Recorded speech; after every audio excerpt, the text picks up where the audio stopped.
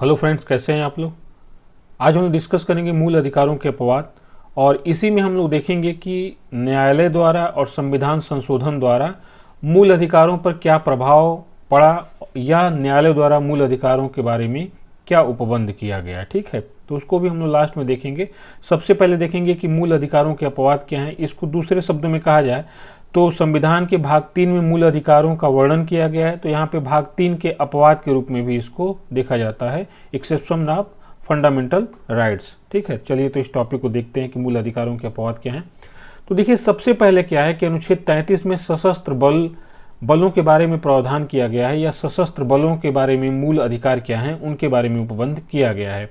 तो ठीक है, अनुच्छेद 33 संसद को यह शक्ति प्रदान करता है कि वह कुछ विशिष्ट वर्गों के संबंध में, जैसे सशस्त्र बलों, अर्धसैनिक बलों, पुलिस, खुफिया एजेंसियों एवं अन्य के मूल अधिकारों पर युक्त निर्बंधन या प्रतिबंध लगा सके। इस प्रकार अनुच्छेद 33 संविधान के भाग 3 का अपवाद है, क्योंकि यह अनुच्छेद 13(2) का अतिक्रमण करता है। 13(2) में क्या कहा गया अनुच्छेद 13(2) में कि राज्य कोई ऐसी विधि नहीं बना सकता जो व्यक्ति के मूल अधिकारों का हनन करता हो या मूल अधिकारों को न्यून करता हो। तो अनुच्छेद 13 में यह प्रावधान किया गया, और अगर कोई राज्य विधि बनाता है जो मूल अधिकारों का हनन करता है तो वो शून्य घोषित हो जाएगा। ठीक है, या न्यायालय उसकी समीक्षा कर सकता है। तो ये प्रावधान किया गया। तो इसमें अपवाद में क्या किया गया है कि भाई देखिए, कुछ ऐसे ग्रुप हैं जिसमें सशस्त्र बल हो गए, अर्धसैनिक बल हो गए, पुलिस हो गई, खुफिया एजेंसियां हो गई, या अन्य जो कुछ इसी तरह के जो एजेंसियां हैं, उनके मूल अधिकारों पर राज्य प्रतिबंध लगा सकता है। ठीक है, यही है जिसमें यह कहा गया है कि राज्य ऐसी कोई विधि नहीं बनाएगा। अब ये 13(2) में क्या कहा गया है कि राज्य कोई ऐसी विधि नहीं बनाएगा जो भाग 3 द्वारा दिए गए मूल अधिकारों को न्यून करता हो या उनको छीनता हो, जो हमने डिस्कस किया हुआ है।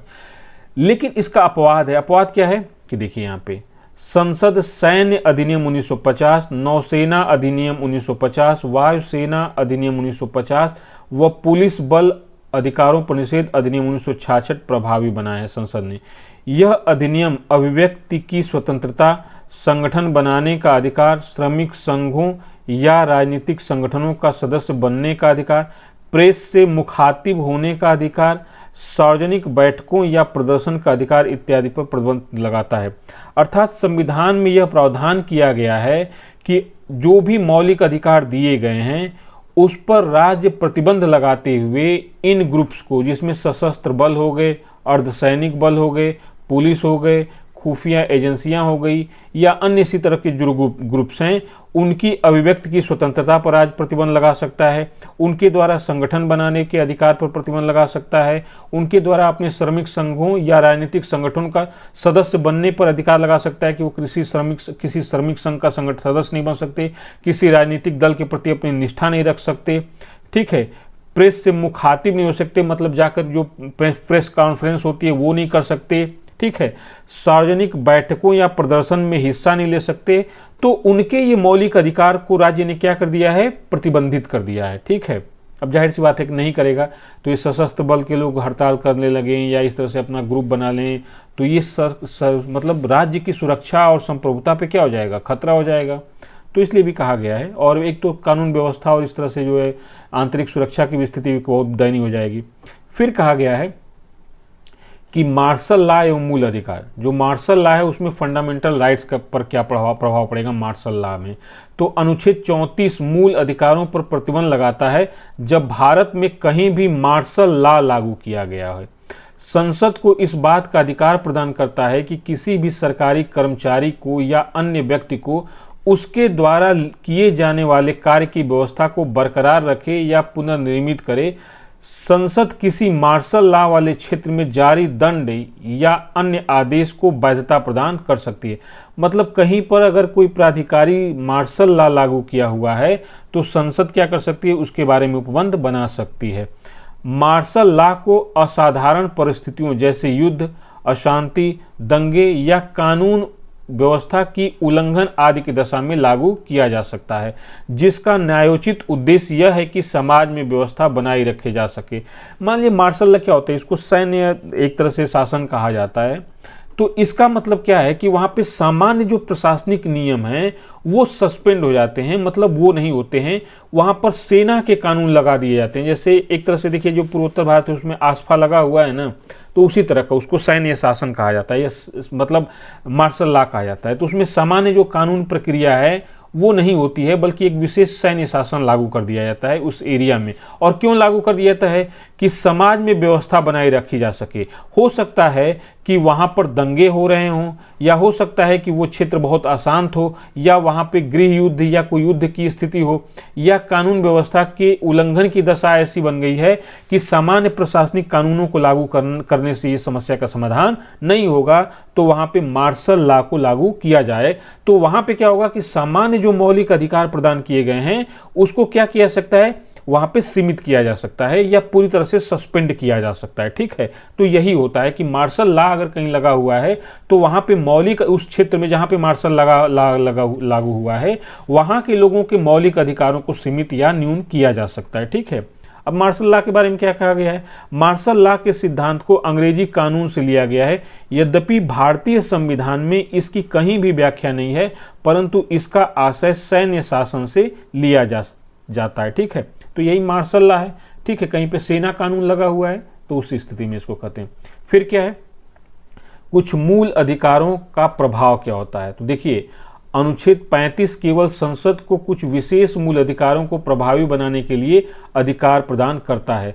अब देखिए क्या है, जैसे कि हमने इसके पहले पढ़ा हुआ है हम लोगों ने कि अस्पृश्यता का अंत जो अनुच्छेद 17 में वर्णित है, तो उसमें कहा गया है कि इसमें अस्पृश्यता का अंत किया जाता है। लेकिन वो कानून ऐसे नहीं लागू हो गया, मूल अधिकार नहीं प्रदान किया गया, बल्कि भारतीय संसद द्वारा अस्पृश्यता उन्मूलन अधिनियम 1955 निर्मित किया गया, जिसका बाद में संशोधन कर दिया गया।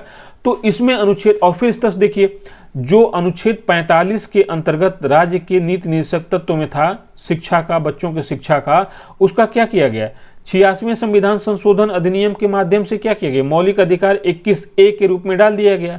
तो इसमें क्या कहा गया है कि अनुच्छेद 35 के तहत केवल संसद को कुछ विशेष मूल अधिकारों को प्रभावी बनाने के लिए अधिकार प्रदान करता है। अब अनुच्छेद 35 का प्रावधान क्या करता है कि केवल संसद के पास निम्नलिखित मामलों में कानून बनाने का अधिकार है। केवल संसद के पास है, मतलब ना तो कार्यपालिका कानून इस तरह का बना सकती है और ना ही राज्य की विधायिका बना सकती। केवल कौन बना सकता है? संसद बना सकती है। क्या क्या कर सकती है? किसी राज्य या संघ शासित क्षेत्र या स्थानीय या अन्य प्राधिकरण में, स्थानीय निकाय हो गया यहाँ पे, स्थानीय निकाय या अन्य प्राधिकरण में किसी रोजगार या नियुक्ति हेतु निवास का प्रावधान कर सकती है। जैसे हम लोग अनुच्छेद देखा था ना कि लोक नियोजन में अवसर की समानता, उसमें जन्म, मूलवंश, जाति, धर्म, लिंग आदि के आधार पर राज्य अपने नागरिकों के बीच भेद नहीं करेगा। लेकिन वहां पे था कि किसी भी क्षेत्र में विशेष परिस्थितियों में डोमिसाइल को राज्य आधार बना सकता है या डोमिसाइल की नीति लागू कर सकता है कुछ विशेष परिस्थितियों में। तो ठीक है, इस प्रकार का कानून कौन बनाएगा? संसद बना सकती है। ठीक है, फिर क्या है? मूल अधिकारों के क्रियान्वयन के निर्देशन के लिए निर्देशन, आदेश, रिट जारी करने के लिए सर्वोच्च न्यायालय व उच्च न्यायालय के अतिरिक्त अन्य न्यायालयों को सशक्त बनाना। जैसे कि इसके पहले वाले लेक्चर में हमने पढ़ा था कि अनुच्छेद 139 के तहत ऐसा संसद कर सकती है कि रिट या आदेश या निर्देश जारी करने के लिए जो अनुच्छेद 32 के तहत सर्वोच्च न्यायालय को अधिकार दिया गया है और 226 के तहत राज्य के उच्च न्यायालय को अधिकार दिया गया है। लेकिन संसद क्या कर सकती है कि कानून बनाकर उच्च न्यायालय और सर्वोच्च न्यायालय के अतिरिक्त किसी अन्य न्यायालय को भी रिट या निर्देश या आदेश जारी करने की शक्ति प्रदान कर सकती है। यद्यपि अभी तक संसद ने इस प्रकार का कोई कानून नहीं बनाया है, लेकिन संसद को यह शक्ति दी गई है। फिर क्या है? सशस्त्र बलों व पुलिस बलों आदि के सदस्यों के मूल अधिकारों पर प्रतिबंध लगाना। अनुच्छेद 34 के तहत, इसके पहले हम लोगों ने देखा कि अनुच्छेद 34 के अंतर्गत जो सशस्त्र बल हैं, अर्धसैनिक बल हैं, पुलिस है, जांच एजेंसियां, खुफिया एजेंसियां हैं, उनके मौलिक अधिकारों पर प्रतिबंध लगाने का अधिकार किसको दिया गया है? संसद को दिया गया है। फिर क्या है? किसी सरकारी कर्मचारी या अन्य व्यक्ति को किसी क्षेत्र में मार्शल लॉ के समय किसी कृत्य हेतु क्षतिपूर्ति देना। अनुच्छेद 34 के तहत क्या है कि मार्शल लागू किया गया, किसी जगह मार्शल लॉ लागू किया है, उस समय क्या है, किसी सरकारी या अन्य व्यक्तियों को किसी प्रकार के जो कृत्य हुए से क्षतिपूर्ति प्रदान किया जाएगा। ठीक है, फिर क्या है? अब अन्य क्या है कि एक संसद के पास निम्नलिखित मामलों में कानून बनाने का अधिकार था, जिसमें ए बी सी डी हम लोग लिखे। फिर दूसरा क्या है, केवल संसद के पास मूल अधिकारों के अंतर्गत दंडित करने के लिए कानून बनाने का अधिकार होगा। जैसे अब ये किसी भी चीज के बारे में कानून, मूल अधिकारों के बारे में कानून कौन बनाएगा? सिर्फ संसद बना सकती है, राज्य की विधायिका नहीं बनाएगी। वो कौन से हैं?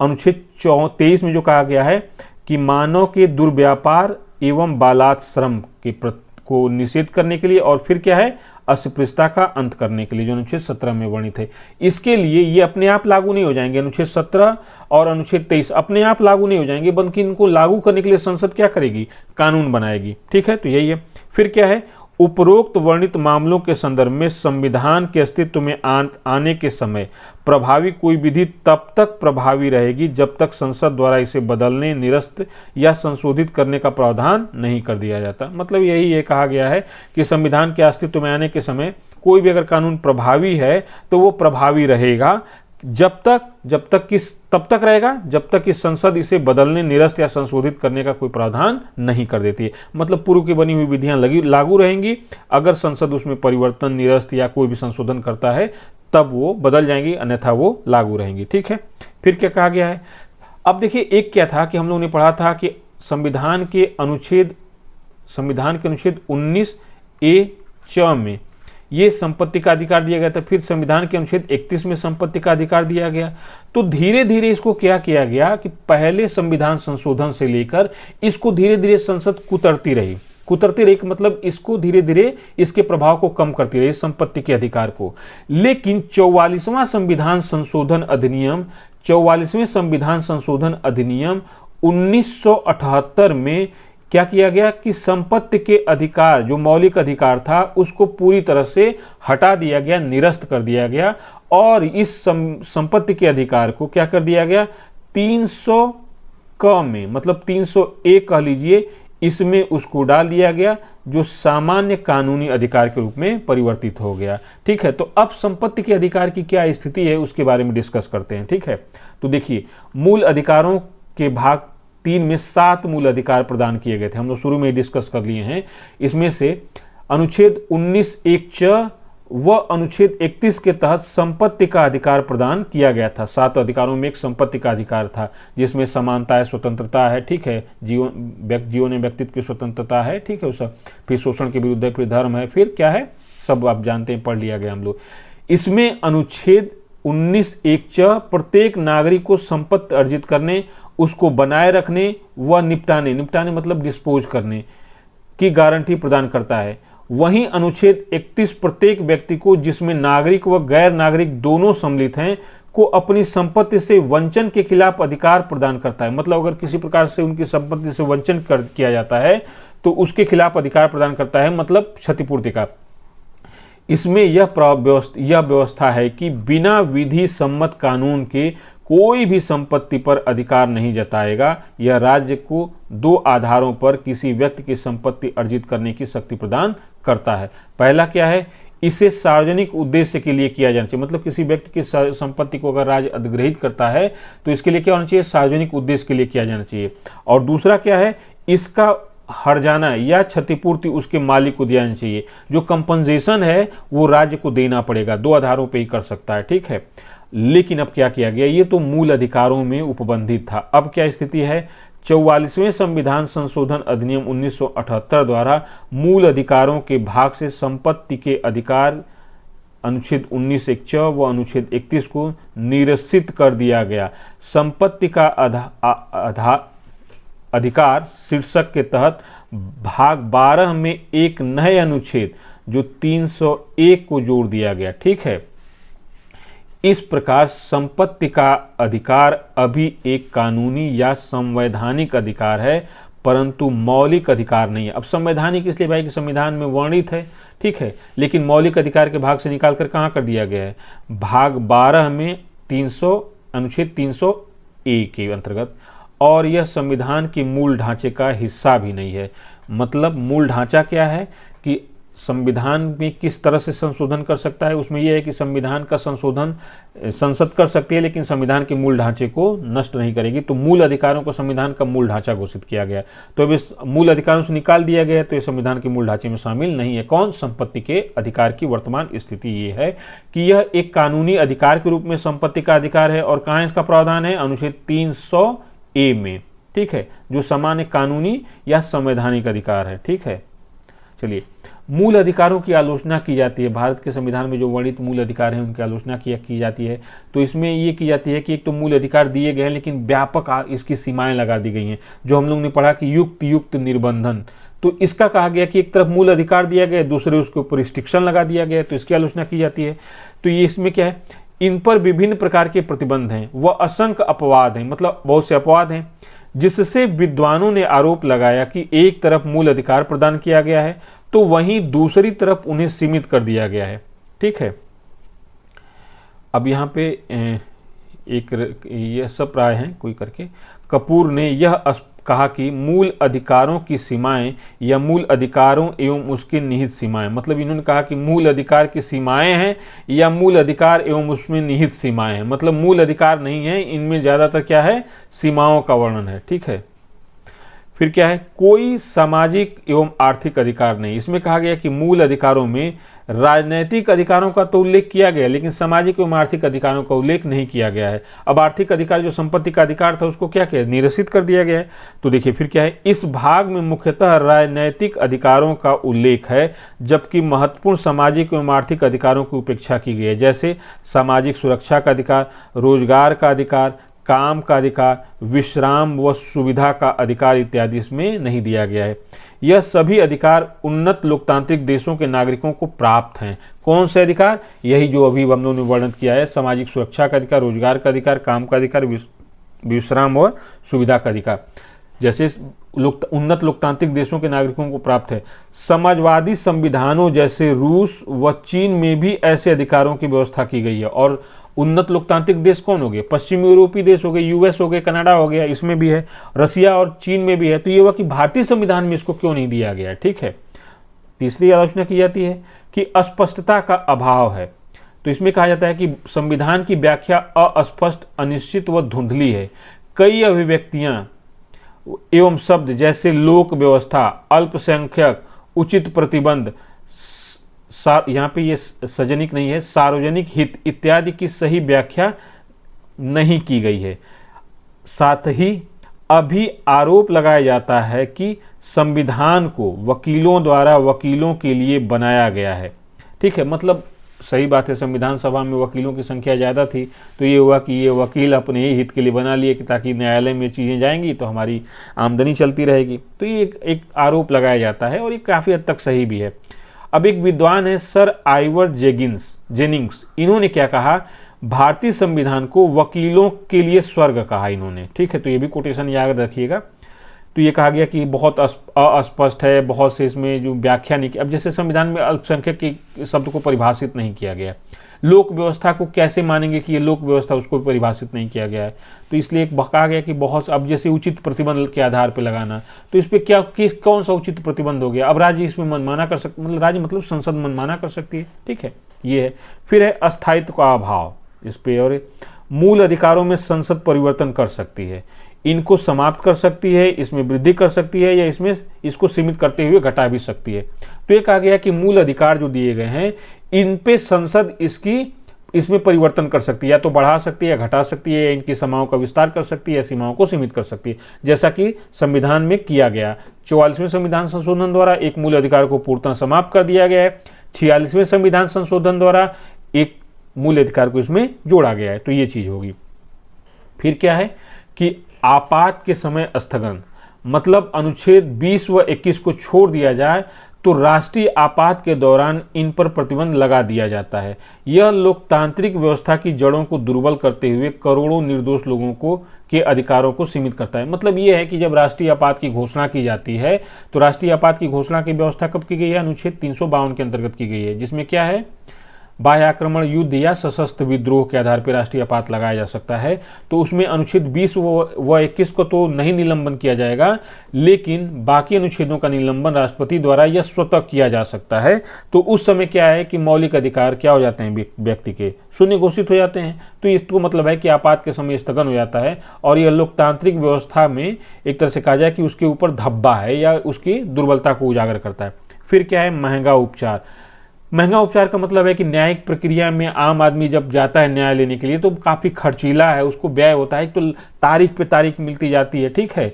तो वही है कि तारीख पे तारीख मिलता है तो न्याय नहीं मिलता है, मिलती है तो सिर्फ तारीख। वही सनी देओल और डायलॉग है कि justice delay is the justice deny, मतलब देर से मिला हुआ न्याय भी अन्याय के समान है। तो बात सही भी है भाई। बहुत सी न्यायिक प्रक्रिया हैं जो समझ लिए कि कुछ ऐसे न्यायालयों में वाद हैं जो 40-40 साल से चले आ रहे हैं और कब तक चलेंगे कुछ पता नहीं है, ठीक है।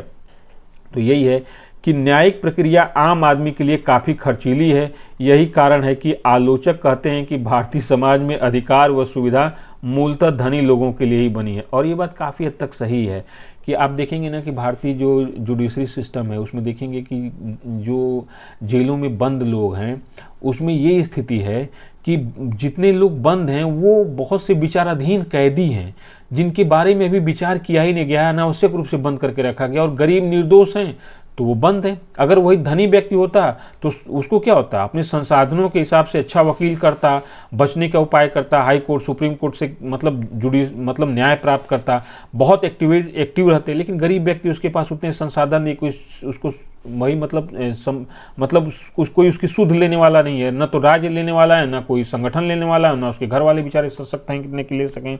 और एक बात सही है कि एक आम बात कही जाती है कि ज़िंदगी में अगर सुखी रहना है और अपने संपत्ति को बनाए रखना है तो डॉक्टर, पुलिस और वकील से दूर रहिए, ये कहा जाता है।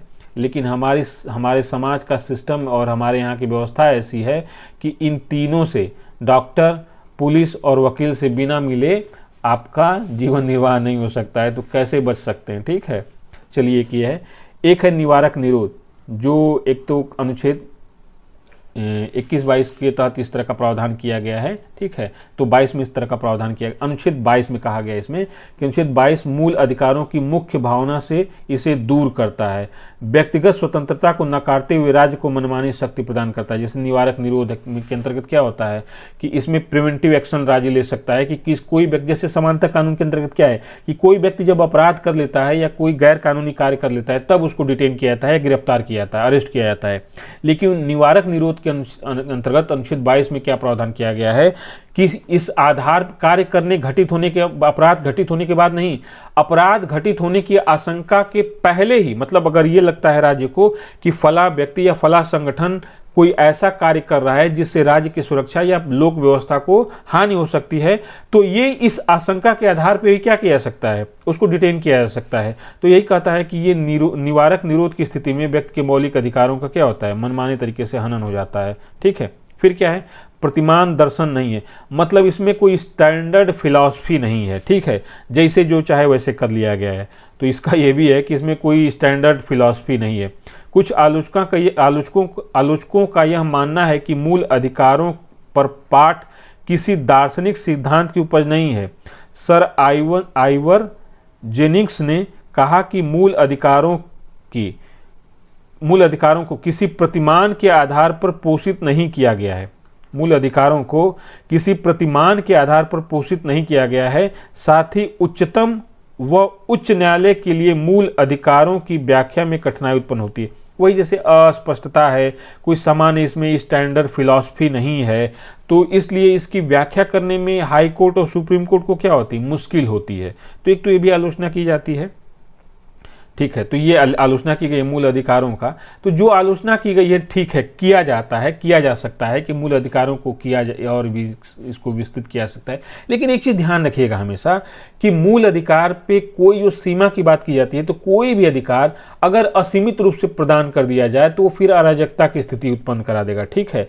और धीरे धीरे जो अस्पष्टता का, अस्थायित्व का जो आरोप लगता है या सामाजिक आर्थिक अधिकार नहीं दिए गए हैं, तो जैसे जैसे कोई देश विकसित होता जाता है या समाज विकसित होता जाता है तो वो अपने अनुसार मूल अधिकार की इन सब कमियों को क्या कर सकता है, दूर कर सकता है। तो ये आलोचना कोई बहुत तार्किक नहीं है, ठीक है। अब हम लोग आते हैं मूल अधिकारों का महत्व क्या है, ये सबसे इंपॉर्टेंट है। Importance of fundamental rights. पहला है, यह लोकतांत्रिक व्यवस्था को स्थापित करते हैं। जाहिर सी बात है कि मूल अधिकार क्या करते हैं, लोकतांत्रिक व्यवस्था को स्थापित करते हैं। इससे मूल अधिकारों से लोकतांत्रिक शासन प्रणाली में लोगों का क्या होता है, बहुत अच्छे तरीके से इनका विश्वास होता है। ठीक है, फिर क्या है, अब विश्वास का मतलब क्या है कि उनको लगता है कि भाई राज्य द्वारा या हमें संविधान द्वारा इतने मूल अधिकार दिए गए हैं और राज्य इनकी क्या करेगा, इनको लागू कराएगा, और किसी प्रकार का राज्य अगर हनन करेगा तो हम कहाँ चले जाएंगे, न्यायालय चले जाएंगे और वहां से हमको उपचार प्राप्त हो जाएगा। तो इस तरह से लोकतांत्रिक शासन व्यवस्था में लोगों का क्या होता है, विश्वास बना रहता है। फिर क्या है, यह व्यक्ति की भौतिक एवं नैतिक सुरक्षा के लिए आवश्यक स्थिति उत्पन्न करते हैं। नैतिक भौतिक सुरक्षा क्या होता है कि जैसे शारीरिक सुरक्षा हो गई, ठीक है, आर्थिक सुरक्षा हो गई, आर्थिक सुरक्षा को तो खैर हटा ही दिया गया, लेकिन भौतिक सुरक्षा हो गई। नैतिक सुरक्षा क्या हो गई, जैसे उसकी नैतिकता बनी हुई है, धार्मिक सांस्कृतिक जो भी बनी हुई नैतिकता वो बनी हुई है। ठीक है, फिर क्या है, वैयक्तिक स्वतंत्रता की रक्षक है ये। ठीक है, जैसे वही कहा कि जैसे हम लोग पढ़ा ना हैबियस कॉर्पस, जो बंदी प्रत्यक्षीकरण, इसके पहले वाले अध्याय में हम लोग पढ़ा था कि अनुच्छेद 32 के तहत और अनुच्छेद 226 के तहत सुप्रीम कोर्ट और हाई कोर्ट क्रमशः क्या कर सकते हैं, रिट जाहिर कर सकते हैं। तो ये व्यक्ति की व्यक्तिगत स्वतंत्रता के क्या है, रक्षक हैं, या धार्मिक स्वतंत्रता के, सांस्कृतिक स्वतंत्रता के रक्षक हैं ये। ठीक है, मौलिक अधिकार। फिर क्या है, देश में विधि के शासन की स्थापना करते हैं। जाहिर सी बात है कि विधि के शासन की स्थापना कैसे करते हैं कि मौलिक अधिकारों का किसी भी प्रकार से राज्य हनन नहीं कर सकता है। अगर राज्य कोई भी कानून बनाता है जो मौलिक अधिकारों का हनन होता है तो अनुच्छेद 13(2) के तहत वो क्या हो जाएगा, वाद योग्य हो जाएगा, उसको न्यायालय शून्य घोषित कर सकता है। ठीक है, तो ये भी है कि देश में विधि के शासन की स्थापना करते हैं। फिर क्या है, अल्पसंख्यकों व समाज के कमजोर वर्गों के हितों की रक्षा करते हैं। ठीक है, तो यह क्या करते हैं, अल्पसंख्यकों व समाज के कमजोर वर्गों के हितों की रक्षा करते हैं। फिर क्या है, यह भारतीय राज्य की धर्मनिरपेक्ष छवि को बल प्रदान करता है। जो भारतीय राज्य की धर्मनिरपेक्ष छवि है, इसका मतलब क्या है कि राज्य किसी भी धर्म को मतलब पक्षपात नहीं करेगा किसी भी धर्म से। जैसे इसमें क्या हो गया कि किसी भी धर्म को ना अनावश्यक रूप से प्रोत्साहित करेगा और ना ही किसी धर्म को अनावश्यक रूप से हतोत्साहित करेगा। ठीक है, वो सभी धर्मों के साथ क्या करेगा, समान व्यवहार करेगा और सभी धर्मों को समान नज़र से देखेगा। फिर क्या है, सरकार के शासन की पूर्णता पर नियंत्रण करते हैं। कैसे कि सरकार कोई ऐसी विधि नहीं बना सकती जो मौलिक अधिकारों का क्या करते हो, हनन करते हो। तो सरकार के नियंत्रण मतलब सरकार की मनमानेपन पे ये मौलिक अधिकार क्या करते हैं, नियंत्रण स्थापित करते हैं। फिर क्या है, सामाजिक समानता व सामाजिक न्याय की आधारशिला रखते हैं। तो जाहिर सी बात है कि सामाजिक समानता, सामाजिक न्याय जो है किसी भी लोकतांत्रिक देश के क्या हैं, आधारभूत तत्व हैं। तो ये मौलिक अधिकार क्या हैं, सामाजिक समानता व सामाजिक न्याय की आधारशिला को मजबूत बनाते हैं। विभिन्न मौलिक अधिकार, सामाजिक समानता क्या है, यह अस्पृश्यता का अंत करने के बाद हो जाता है इससे। फिर क्या है, उपाधियों का अंत करने से हो जाता है, सामाजिक समानता स्थापित होती है। ठीक है, सामाजिक न्याय क्या है, वही अनुच्छेद 14 के अंतर्गत है। ठीक है, फिर ये भी समानता वहाँ पे भी है, 15 में भी, अनुच्छेद 16 में भी है। ठीक है, बाकी इधर भी है आपका 23, हर जगह है मतलब।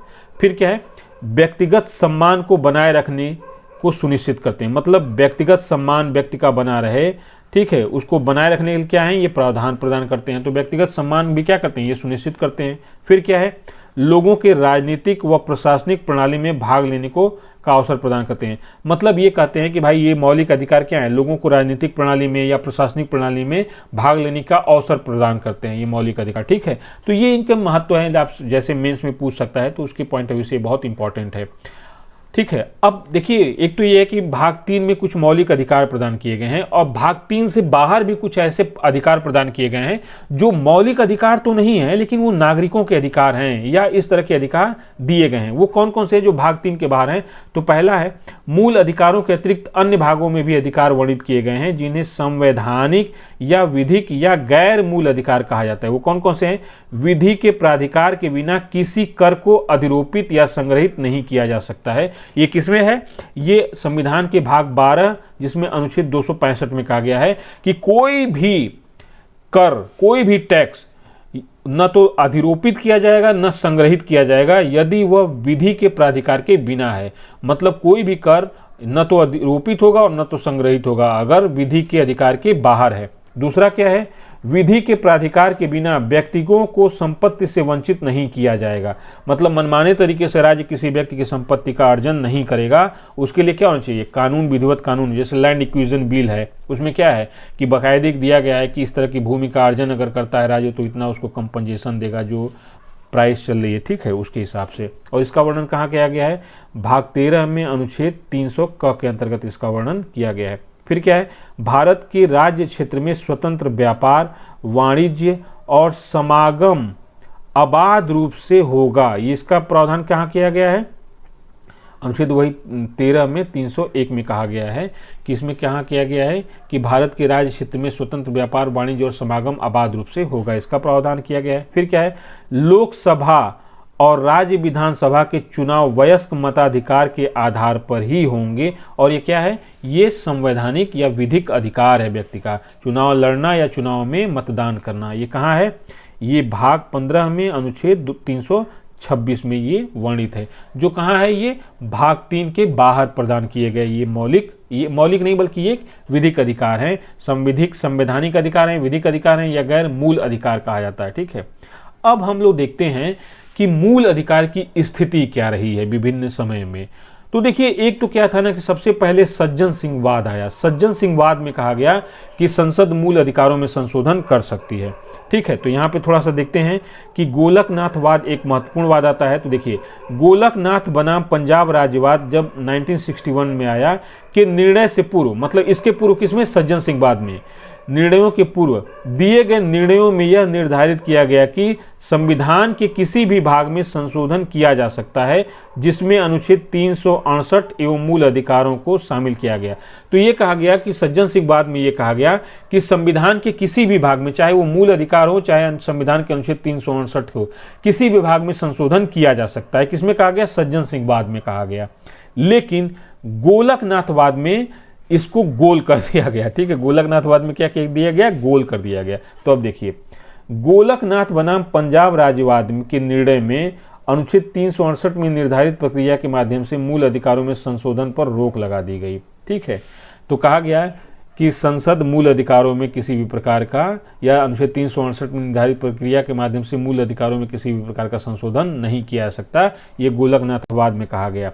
संसद मूल अधिकारों में संशोधन नहीं कर सकती। किसमें, गोलकनाथवाद में संसद को गोल कर दिया गया, संसद के अधिकार को गोल कर दिया गया। जबकि सज्जन सिंह वाद इसके पहले आया था, उसमें सज्जनता दिखाते हुए मूल अधिकारों में क्या किया गया, संसद क्या कर सकती है, संशोधन कर सकती है। अब जब गोलकनाथवाद में गोल कर दिया गया तो इस प्रभाव को लाते हुए ये सर्वोच्च न्यायालय का जो था गोलकनाथवाद बनाम पंजाब राज्य, इसमें सर्वोच्च न्यायालय ने कहा अब इसके प्रभाव को निरस्त करने के लिए संसद ने 24वां संविधान संशोधन अधिनियम पारित किया गया 1971 में। अब इसमें क्या कहा गया कि अनुच्छेद 13 और 368 में संशोधन किया गया तथा यह निर्धारित किया गया कि अनुच्छेद 368 में दी गई प्रक्रिया द्वारा मूल अधिकारों में संशोधन किया जा सकता है।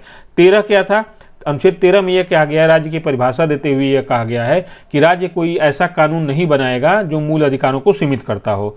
तो उसी को सीमित करते हुए 24वां संविधान संशोधन यह लाया कि अनुच्छेद 13 और अनुच्छेद 368 में संशोधन कर दिया गया और कहा गया कि अनुच्छेद 368 में दी गई प्रक्रिया द्वारा मूल अधिकारों में संशोधन किया जा सकता है। तो याद रखिएगा, सज्जन सिंह वाद में कहा गया कि मूल अधिकारों में संशोधन हो जाएगा, गोलकनाथ में गोल कर दिया गया कि नहीं भैया नहीं होगा। फिर 24वें संविधान संशोधन में यह कहा गया कि अब संसद को संविधान के मूल अधिकारों में संशोधन करने का अधिकार प्रदान किया गया। फिर क्या हुआ, केशवानंद भारती बनाम केरल राज्यवाद आता है 1973 में। अब इसमें क्या कहा गया कि 1973 में इस निर्णय में इस प्रकार के संशोधन को विधि सम्मत मान्यता प्रदान की गई। कहा गया कि भाई 24वें संविधान संशोधन में जो प्रावधान किया गया है वो सही है, उसके अनुसार संसद संविधान के मूल अधिकारों में संशोधन कर सकती है। लेकिन ये कैसे संशोधन होंगे, ये क्या होंगे कि ये क्या होंगे, ये एक तरह से कहा गया कि संशोधन कर सकती है। यहाँ पे थोड़ा सा संविधान के मूल ढांचे की बात को स्वीकार किया गया है, ठीक है। हालांकि कहा गया कि संसद उसमें क्या कर सकती है, संशोधन कर सकती है। तो यहाँ पर ये रखना है कि लेकिन संशोधन क्या कर सकती है कि मूल ढांचे को बनाए रखते हुए संशोधन कर सकती है।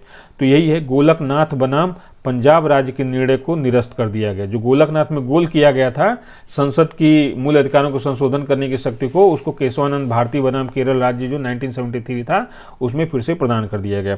अब इसी को ध्यान में रखते हुए क्या किया गया, 42वां संविधान संशोधन लाया गया 1976 में, और इसके द्वारा अनुच्छेद 368 में खंड 4 और खंड 5 जोड़े गए तथा यह व्यवस्था दी गई कि इस प्रकार किए गए संशोधन को किसी न्यायालय में प्रश्नगत नहीं किया जा सकता है।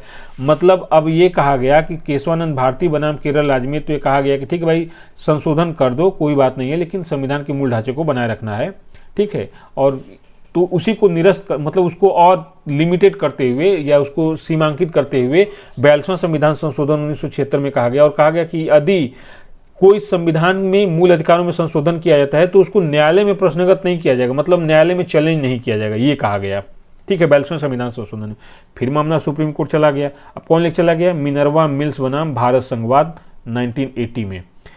इस निर्णय के द्वारा यह निर्णय दिया गया, मतलब इस वाद के द्वारा निर्णय जो दिया गया था कि संविधान के आधारभूत लक्षणों, जिसको मूल ढांचा भी कहा जाता है, संविधान के मूल ढांचा की रक्षा करने का अधिकार न्यायालय को है और न्यायालय इस आधार पर किसी भी संशोधन का पुनरावलोकन कर सकता है। इसके द्वारा 42वें संविधान संशोधन द्वारा की गई व्यवस्था को भी समाप्त कर दिया गया।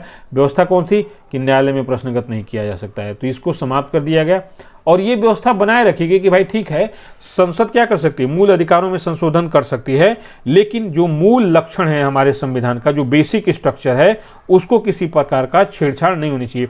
लेकिन बेसिक स्ट्रक्चर की संविधान में कोई परिभाषा नहीं दी, सुप्रीम कोर्ट ने भी कोई परिभाषा नहीं दी, बस उसने कहा है कि ये हमारे संविधान के क्या है, बेसिक स्ट्रक्चर है। जैसे फेडरल है, न्यायपालिका कार्यपालिका के अधिकार क्षेत्र हैं, ठीक है, जुडिशरी की स्वतंत्रता है, संसदीय शासन प्रणाली है, ये सब क्या है, बेसिक स्ट्रक्चर हमारे संविधान के मूल ढांचे हैं, ठीक है।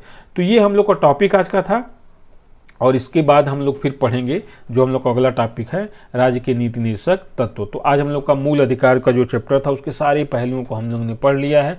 आई होप आपको ये बहुत अच्छे तरीके से समझ में आया होगा। इससे संबंधित कोई भी या डाउट है या क्वेरी है तो आप कमेंट बॉक्स में हमसे पूछेगा, मैं ज़रूर उसका उत्तर दूंगा, ठीक है। चलिए फिर मिलते हैं नेक्स्ट लेक्चर के साथ। Thank you.